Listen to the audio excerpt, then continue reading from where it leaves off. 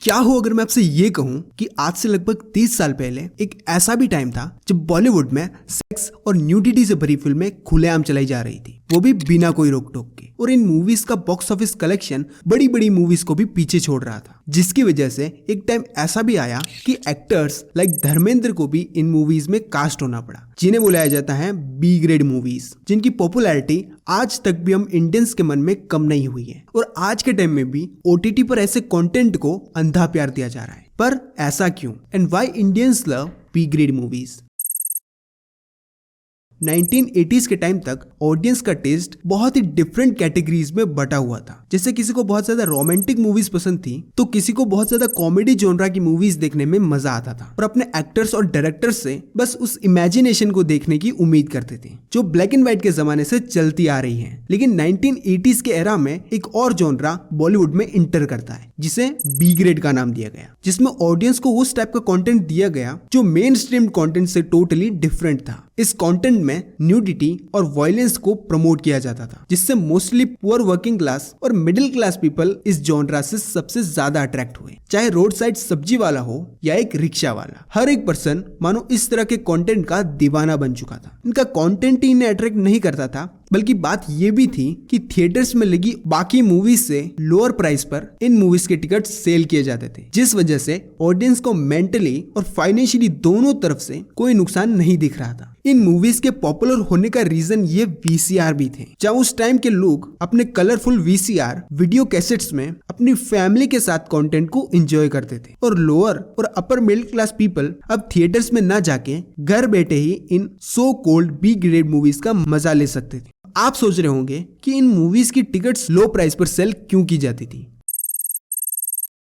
इन movies में सबसे खास बात थी कि इन मूवीज ने कम समय में ज्यादा सक्सेस देखी। कब्रिस्तान, इंसाफ कौन करेगा, गॉड एंड गन, गुंडा, लोहा, ये कुछ बी ग्रेड मूवीज उस टाइम पर रिलीज की गई और इन्हें ऑडियंस ने बहुत ही अच्छा रिस्पांस दिया। अब इससे जो सबसे बड़ी प्रॉब्लम खड़ी हुई वो थी बड़े बजट की मूवीज को, क्योंकि इनकी मूवीज अच्छी स्क्रिप्ट्स और स्टोरी लाइन के बाद भी बॉक्स ऑफिस पर एकदम से क्रैश होने लगी, जिससे बड़े बड़े एक्टर्स लाइक मिथुन दा और धर्मेंद्र पाजी को भी मजबूरी में इन बी ग्रेड मूवीज में काम करना पड़ा। एक और सबसे बड़ी बात जो इन बी ग्रेड मूवीज में थी कि इन मूवीज के टिकट्स का प्राइस नॉर्मल बॉलीवुड की मूवीज से कम था, क्योंकि मूवीज के डायरेक्टर्स मूवी की स्क्रिप्टिंग, प्रोडक्शन और कास्ट पर बहुत ही कम खर्चा किया करते थे। कई बार डायरेक्टर्स खुद अपने कुछ दोस्तों के साथ मिलकर मूवी की स्क्रिप्ट को तैयार कर लेते थे। साथ ही साथ ऐसे एक्टर और एक्ट्रेसेस को हायर करते थे जो भी इंडस्ट्री में नए हो, और साथ ही प्रोडक्शन में इतनी कंजूसी करते थे कि एक ही लोकेशन पर कई बार उन्होंने 3-3 सीन्स एक साथ शूट किए थे। और ऐसा इसीलिए भी होता था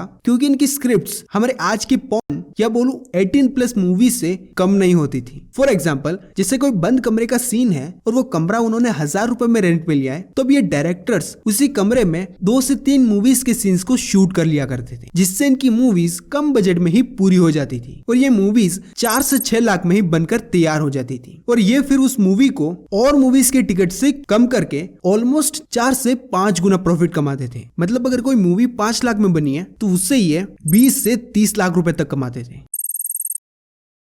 कांति शाह, इनका नाम आप नोट कर लो, क्योंकि अब जो बातें मैं आपको बताने वाला हूं इसके बिना ये पूरी बी ग्रेड इंडस्ट्री अधूरी है। गुंडा, फूलन, हसीना रमकली, रंगबाज, ये वो कुछ मूवीज हैं जो शाह जी ने बनाई हैं। इनकी वजह से मानो इन्होंने ऑडियंस को वश में ही कर लिया हो, क्योंकि कांति शाह अब वो आदमी बन चुके थे जिसके सामने बड़ी बड़ी मूवीज भी नहीं चलती थी। मुन्नी, मेरी बहन मुन्नी, तो तू मर गई। लंबू ने तुझे लंबा कर दिया, माचिस की तीली को खंबा कर दिया। अब इसके पीछे का रीजन ये भी था कि कांति शाह के पास जब बजट लगाने के लिए मोटा पैसा आ गया तो तब इन्होंने बड़े बड़े 90s के एक्टर और धर्मेंद्र को कास्ट कर लिया, क्योंकि एक तो इन एक्टर्स के करियर उतने अच्छे नहीं चल रहे थे, ऊपर से कांति शाह अपने एक्टर्स या एक्ट्रेसेस को पहले ही दिन एडवांस में पेमेंट दे देते थे, जिस वजह से उन्हें हर कोई जल्दी से मना भी नहीं करता था। जहाँ ये उन एक्टर्स से अश्लील डायलॉग्स और बॉडी मूवमेंट कराया करते थे। और मजे की बात यह है कि किसी भी एक्ट्रेस को ये सब सीन्स करने में कोई प्रॉब्लम नहीं थी। मेरा नाम है बुल्ला, रखता हूँ खुल्ला। मेरा नाम है चुटिया, अच्छों की खड़ी करता हूँ मैं खटिया। फिर एक टाइम पर अपने करियर के पीक पर इन्होंने अपना इतना बड़ा नाम बना लिया कि इन्हें king of B grade movies कहा जाने लगा। और लो एफर्ट्स कास्ट, राइटिंग और प्रोडक्शन होने के बाद भी हमेशा इनकी मूवीज की शोज हाउसफुल रहा करते थे, जिसकी वजह से इन्होंने अपने और अपने भाइयों के दम पर 90s के समय को golden year of B grade movie का टैग दिलाया। लेकिन अब सवाल यह है कि क्यों सेंसर बोर्ड इन्हें कुछ नहीं कहता था। The Indian central board of film certification, या सिंपल भाषा में बोलूं तो सेंसर बोर्ड, इनका काम होता है किसी भी शॉर्ट फिल्म, ट्रेलर्स, डॉक्यूमेंट्रीज या मूवीज के अंदर ये चेक करना कि उस मूवी में कोई गलत सीन तो नहीं है। अब अगर उसमें कुछ गलत हुआ तो उसे 18+ की रेटिंग दी जाती है, वरना उन सीन्स को वहां से डिलीट कर दिया जाता है। अब हुआ यह करता था कि इन सारी बी ग्रेड मूवीज में बहुत ज्यादा सेक्सुअल सीन्स दिखाए जाते थे। साथ ही जबरदस्ती वाले सीन्स तो मानो इन मूवीज में नॉर्मल सी बात थी। लेकिन सेंसर बोर्ड इन चीजों को ना पकड़ ले तो मूवीज के प्रोड्यूसर और डायरेक्टर मूवी को सेंसर बोर्ड को भेजने से पहले उनमें से वो सारे बर्ड्स को हटा दिया करते थे। फिर बाद में डिस्ट्रीब्यूटर्स के साथ सेटिंग करके उन सीन्स को दोबारा ऐड कर देते थे, जिससे वो सीन्स बिना कट हुए और बिना किसी एडल्ट रेटिंग के थिएटर्स में चल जाते थे। और फिर इससे अगेन वही ऑडियंस इसे खूब एंजॉय करती थी। ये तरकीब ये लोग हर मूवी के साथ करते थे और ऐसा कर करके इन्होंने अपनी सारी मूवीज को मानो सोने के भाव ऊपर ला दिया। लेकिन जैसे ही 2010 आया, इन बी ग्रेड मूवीज का क्रेज एकदम से कम हो गया। और इसका रीजन था कि इंडिया में मल्टीप्लेक्स थिएटर आने लग गए। Widest screen. Best in class seats. 7.1 Dolby Surround.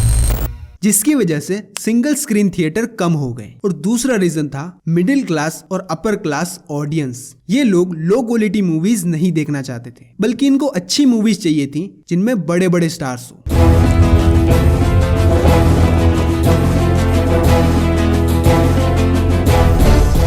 और इन मल्टीप्लेक्स में कांतिशा की बिट्स टेक्निक भी काम नहीं आई। जहां पहले कांतिशा इरोटिक सीन्स को डिस्ट्रीब्यूटर्स के साथ मिलकर ऐड कर देते थे, लेकिन वही मल्टीप्लेक्स में बड़ी बड़ी कंपनीज के हाथ थे जो ऐसी इलीगल चीजें कभी नहीं करेंगे। और तीसरा रीजन था जियो इंटरनेट, क्योंकि जो लोग देखना चाहते हैं वो अपने फोन में ही देख सकते हैं, तो उसके लिए थिएटर्स क्यों जाएंगे। लेकिन आज के टाइम में बी ग्रेड मूवीज का कमांड संभाल रहे हैं उल्लू और ऑल्ट बालाजी। अगर वीडियो अच्छी लगी है तो प्लीज सब्सक्राइब जरूर करना। बाय।